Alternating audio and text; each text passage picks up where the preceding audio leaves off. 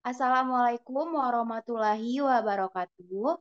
Perkenalkan, kami dari kelompok 5 akan mempresentasikan hasil PowerPoint kami yang berjudul Pengelolaan Data Pribadi, Pengaturan Kebijakan Privasi di Berbagai Platform, dan Bagaimana Cara Melindungi dan Mengelola Data Pribadi. Baik, kelompok 5 sendiri terdiri dari rekan saya, Noftri Fajar Ramadan, Adrian Pradana Putra, Muhammad Raihan Naufal Ataya, Yanda Wulandari, dan saya sendiri, Venasya Valeriska. Kita masuk pada materi yang membahas apa itu pengelolaan data pribadi. Pengelolaan data pribadi merupakan sesuatu yang mencakup langkah-langkah untuk melindungi, menyimpan, dan mengelola informasi pribadi Anda dengan benar dan cermat. Data pribadi adalah data yang berhubungan dengan seseorang sehingga dapat digunakan untuk mengidentifikasi orang tersebut. Nomor induk Nomor induk kependudukan, nama lengkap, jenis kelamin, tempat dan tanggal lahir, nama ibu kandung, nomor telepon, email, NPWP, dan nomor kartu BPJS adalah contoh data pribadi yang dapat membuat seseorang dapat diidentifikasi. Untuk penjelasan materi selanjutnya akan dilanjutkan oleh rekan saya Yanda. Kepada Yanda dipersilahkan.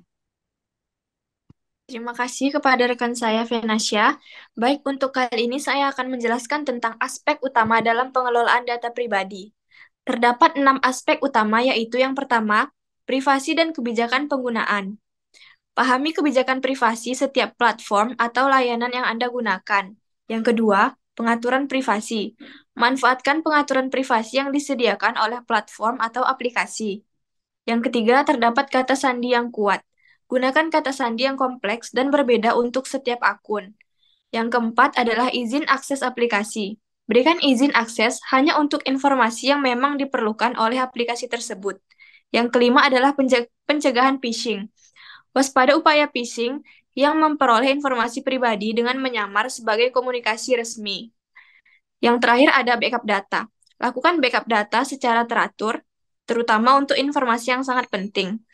Untuk selanjutnya akan dilanjutkan oleh rekan saya Adrian Pradana. Silahkan kepada Adrian. Baik, terima kasih Yanda. Saya akan menjelaskan tentang pengaturan kebijakan privasi di berbagai platform. Yang pertama itu adalah Facebook, yang dengan cara profil privasi. Tentukan siapa yang dapat melihat detail profil Anda, postingan, dan informasi pribadi lainnya. Yang kedua, pengaturan privasi postingan. Di pengaturan privasi postingan, kontrol siapa yang dapat melihat postingan Anda dan siapa yang dapat mengirimkan permintaan pertemanan. Dan yang ketiga, aplikasi dan situs web. Di aplikasi dan situs web ini, kelola izin akses aplikasi dan situs web eksternal yang terhubung dengan akun Anda. Kemudian di platform kedua yaitu ada Instagram. Di Instagram ada yang pertama pengaturan akun pribadi. Di pengaturan akun pribadi, aktifkan akun pribadi agar hanya orang-orang yang diizinkan dapat melihat postingan dan mengikuti Anda. Yang kedua, ada aktivitas. Di aktivitas ini batasi informasi yang terlihat pada orang lain, termasuk status aktivitas dan data aktivitas Anda. Kemudian platform ketiga yaitu Twitter. Di Twitter yang pertama profil dan keamanan, eh, sama seperti penjelasan sebelumnya, dan yang kedua itu pemberitahuan dan konten. Di pemberitahuan dan konten ini, sesuaikan pengaturan pemberitahuan dan kendalikan jenis konten yang Anda lihat di feed Anda. Kemudian WhatsApp. Di WhatsApp, yang pertama itu ada pengaturan akun. Pengaturan akun, atur privasi status, foto profil, dan info terakhir terlihat oleh siapa. Kemudian yang kedua, privasi panggilan dan pesan. Di privasi panggilan dan pesan, atur siapa yang dapat menghubungi Anda dan siapa yang dapat melihat info panggilan dan pesan. Kemudian platform selanjutnya yaitu Google. Di Google terdapat untuk pengaturan akun Google. Maksud dari pengaturan akun Google ini atur pengaturan privasi umum untuk semua layanan Google yang terhubung dengan akun Anda. Kemudian yang kedua, pengaturan privasi aplikasi dan layanan. Di pengaturan privasi aplikasi dan layanan, sesuaikan pengaturan privasi untuk setiap layanan Google secara terpisah. Platform terakhir yaitu LinkedIn, terdapat privasi profil, penjelasannya sama seperti yang dijelaskan tadi. Kemudian berbagi aktivitas. Berbagi aktivitas ini kontrol berbagi pembaruan aktivitas atau perubahan profil secara otomatis. Baik, selanjutnya akan dijelaskan oleh teman saya, Fajar. Baik, terima kasih kepada Adrian Pradana. Baik, saya akan menjelaskan tentang tips bagi organisasi agar terhindar dari kasus kebocoran data. Ada 4 langkah yang bisa diterapkan oleh seluruh organisasi untuk melindungi data pelanggan dan data internal perusahaan dari serangan cyber. Berikut detail informasinya. Yang pertama, klarifikasi data. Langkah pertama yang perlu diterapkan adalah mengklarifikasi data. Data yang dimiliki suatu organisasi pasti sangat banyak. Namun tidak semua data perlu diberlakukan khusus.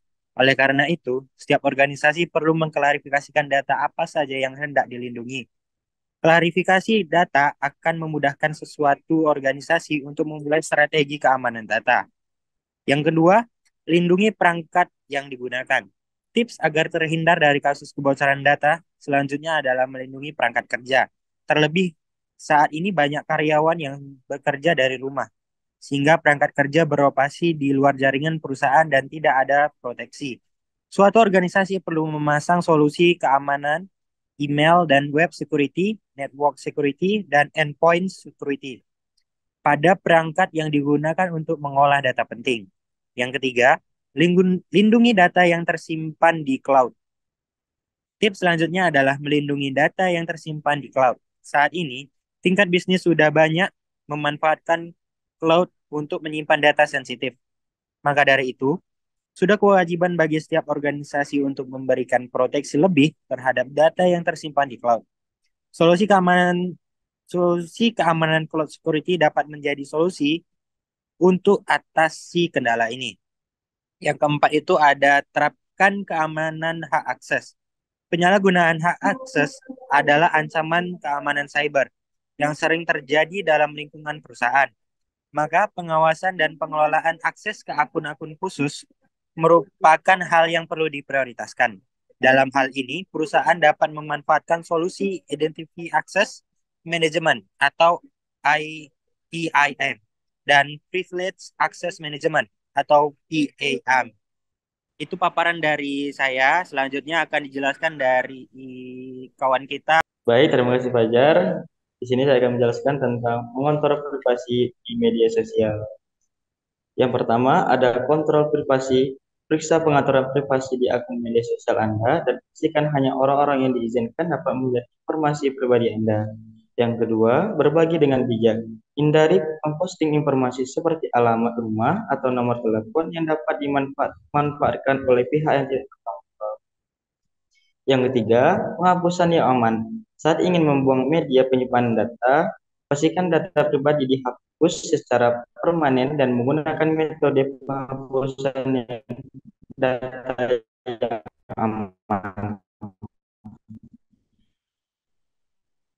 Untuk yang keempat, pemusnahan fisik. Jika Anda memiliki dokumen fisik yang berisi informasi. Yang keempat, ada enkripsi data. Gunakan enkripsi yang saat mengunggah atau menyimpan data pribadi di clone untuk meningkatkan keamanan data. Terima kasih. Selanjutnya kembali kepada moderator. Baiklah, sekian dari kelompok 5 mempresentasikan hasil presentasi kami hari ini. Mohon maaf apabila ada kesalahan kata. Wabillahi taufiq wal hidayah. Wassalamualaikum warahmatullahi wabarakatuh.